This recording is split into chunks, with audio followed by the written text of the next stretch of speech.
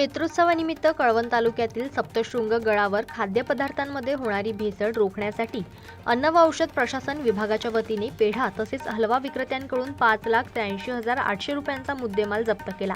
सप्तशृंग गडावर चैत्रोत्सव सुरू आहे। या निमित्तानं अन्न व औषध प्रशासन विभागाच्या वतीने भेसळयुक्त अन्नपदार्थांची विक्री होऊ नये यासाठी कार्यवाही करण्यात आली।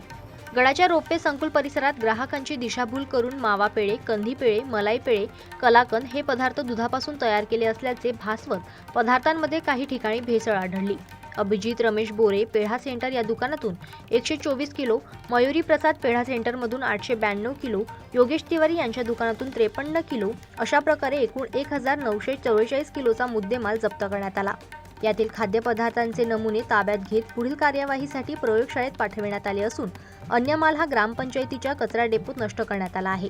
अन्न व औषध प्रशासनाने केवळ यात्रोत्सवादरम्यान अशी कारवाई न करता कायम अशा प्रकारची तपासणी केली तरच भेसळीला आळा बसेल, अशी प्रतिक्रिया भाविकांनी व्यक्त केली।